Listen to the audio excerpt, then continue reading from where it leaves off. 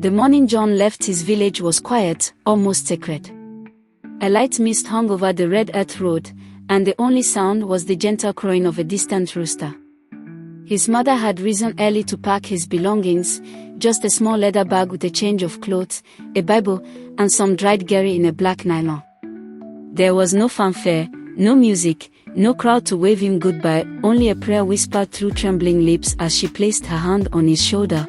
"Go and make something of yourself, my son." John was not the kind of man who feared hardship. The village had taught him endurance, carrying firewood barefoot through thorny bush paths, planting cassava under a burning sky, and watching friends leave, never to return. But he believed his own story would be different. He would go to the city, find work, and bring pride back to his people. Benin City stood like a mystery in his mind. Tall buildings, moving cars, electricity that stayed on, and the dream of a job that didn't involve bending under the sun all day. With just a little faith and fierce determination, he boarded the old commercial bus that would take him away from everything familiar. As the bus rumbled away, John didn't look back. He wasn't running from the village, he was running toward a future he believed in. What he didn't know was that the road ahead would not just test his strength, but also reshape his identity, his memory, and the very definition of home. Benin City was not the dream John imagined. The streets were busy, loud, and full of people who didn't look twice at a stranger. The air smelled of exhaust, sweat, and roasted corn. Buildings rose tall, yes, but the shadows they cast were cold and indifferent. The city didn't care who you were, it only cared what you had to offer. With no family or connection, John found himself at the mercy of street corners and the generosity of those who had little to give. He slept under shop canopies at night, his small bag clutched tightly to his chest. During the day, he wandered construction sites, asking foremen for any kind of work. Most days, the answer was, "Come back tomorrow." But he kept coming back. Eventually, he landed his first job, mixing cement and carrying blocks for a small housing project. It was brutal. The sun bore down without mercy, and his hands blistered within hours. The pay was small, barely enough for bread and water. But John was grateful. He was earning something. With each passing week, his arms grew stronger, his back straighter, and his spirit more determined. Despite the hardship, he smiled often. He greeted his coworkers with respect and never complained. It was this attitude that began to draw attention. People noticed the quiet man who worked hardest and took nothing for granted. Still, the days blurred into each other. No comfort. No rest. Just sun, sweat, and survival. But John didn't break. Somewhere deep inside, he held on to hope that something better was coming, that his story would not end in the dust of construction sites. And soon, the city would reward his patience, but not in the way he expected. It was a Thursday morning when John first saw her. Sonia. She was pushing a squeaky food cart onto the construction site, the smell of jollof rice and fried plantain trailing behind her like perfume.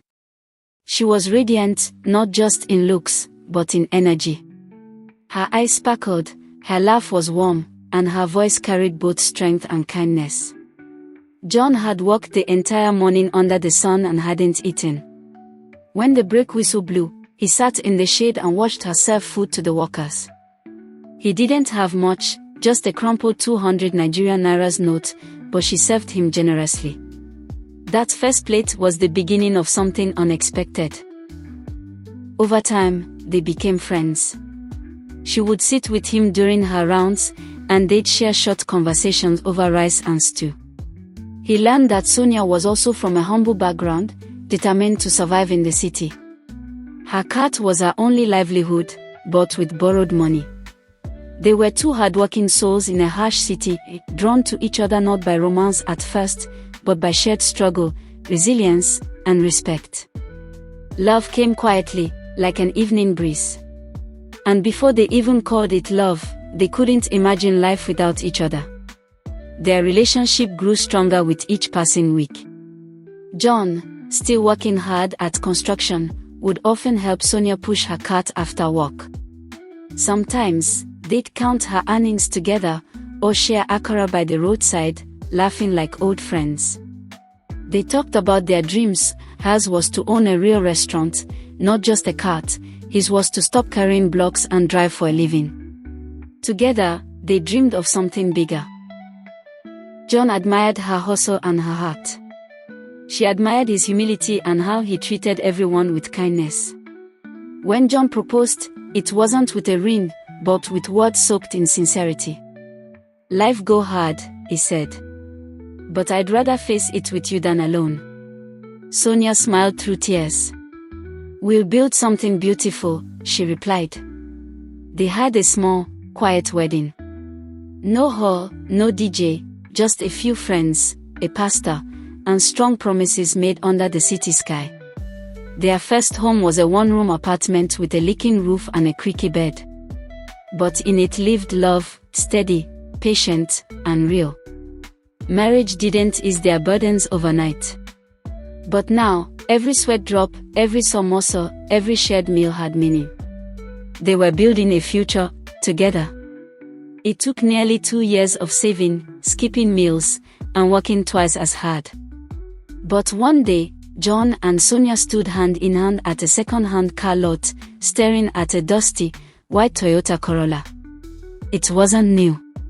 It coughed a little when started. But to them, it was freedom. They bought it with all their savings and a small loan. Sonia beamed. "You're not lifting blocks anymore," she said. "You drive. Like you always wanted." John was emotional. That car meant more than transport, it was proof that hard work pays off. He got his commercial driver's license and started using the car for taxi services. From day one, customers noticed something different. John didn't cheat. He didn't shout. He opened doors for passengers, greeted them with a smile, and drove safely.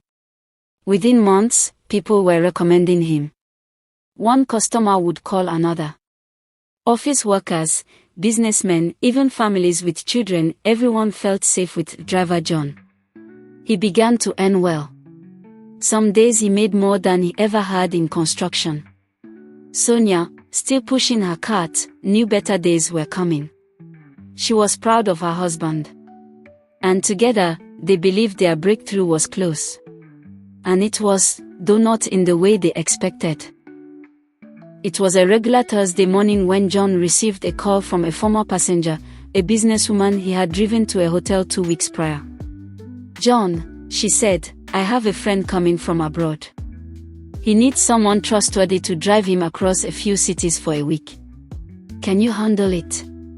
John's heart skipped. This was no ordinary fare. This was a long-distance trip, from Benin to Port Harcourt, then Calabar, Warri, and finally Abuja. The pay was excellent, enough to ease their debt and even invest. Without hesitation, he accepted. That evening, he rushed home to tell Sonia. She was in the kitchen, humming while frying fish. Her belly was round, 9 months pregnant and glowing. When he told her, she smiled, but her eyes filled with worry. "Are you sure it's safe? The baby's due soon." He took her hands. "It's only a week. I'll call every day. And I'll be back in time to carry my child." They packed his bag together. Sonia tucked his Bible in the side pocket. "Remember who you are," she said. Neither of them knew that this trip would change their lives forever, in ways neither love nor planning could predict.